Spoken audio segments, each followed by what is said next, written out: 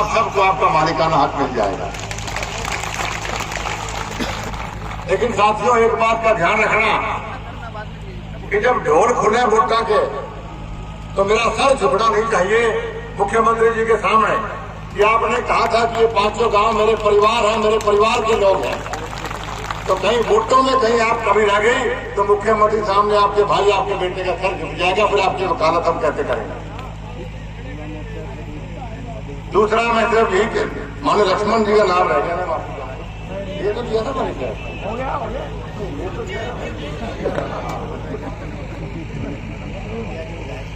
साथियों ये चुनाव बहुत महत्वपूर्ण है। बहुत मुश्किल से ऐसे मौके किसी की जिंदगी में आते हैं कि अपना भविष्य खुद अपने हाथ से लिखते हैं, और वो मौका आज आपके पास आया, क्योंकि 26 साल के बाद आप और हम फिर सत्ता के अंदर भागीदारी करने जा रहे हैं। आप उसका इतिहास देखिए, जब जब आपने स्वर्गीय युगपुरी चौधरी भजनलाल जी को ताकत दी, वो ताकत कई गुना उन्होंने आपको वापस करी।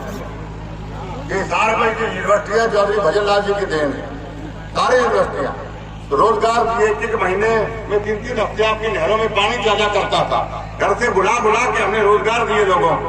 सड़कें, स्कूल, हॉस्पिटल, हर ईंट हर रोड़ी पे चौधरी भजनलाल जी का नाम लिखा होता।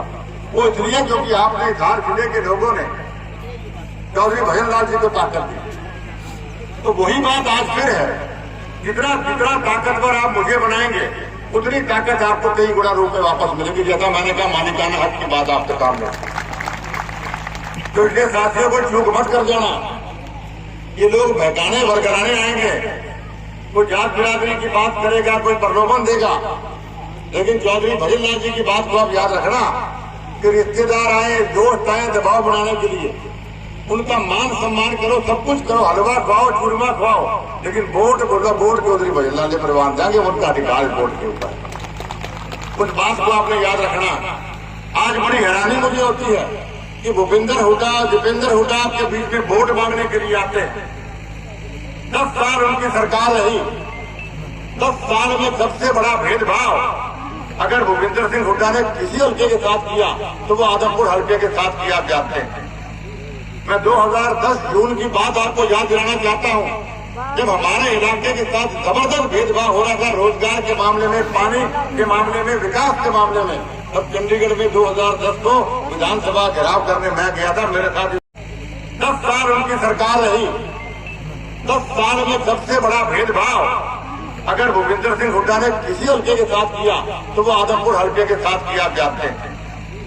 मैं 2010 जून की बात आपको याद दिलाना चाहता हूं, जब हमारे इलाके के साथ जबरदस्त भेदभाव हो रहा था रोजगार के मामले में, पानी के मामले में, विकास के मामले में।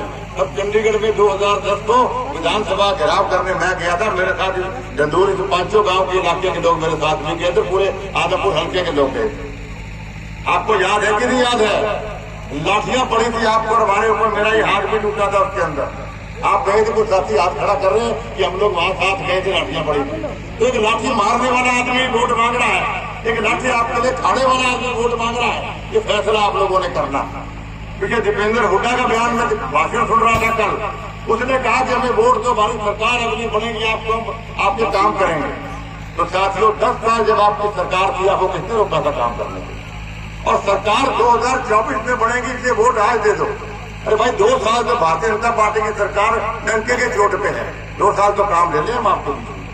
और मैं आज आपसे दावा करके जाता हूं, ये लोग चुनाव से पहले कभी नहीं दिखे, ना ये चुनाव के बाद दिखने वाले हैं। चुनाव से पहले अगर आपको कोई दिखा तो चौधरी भजनलाल परिवार दिखा, और आगे भी दिखेगा चौधरी भजनलाल परिवार आपको दिखेगा, आपके दुख में, आपके सुख में।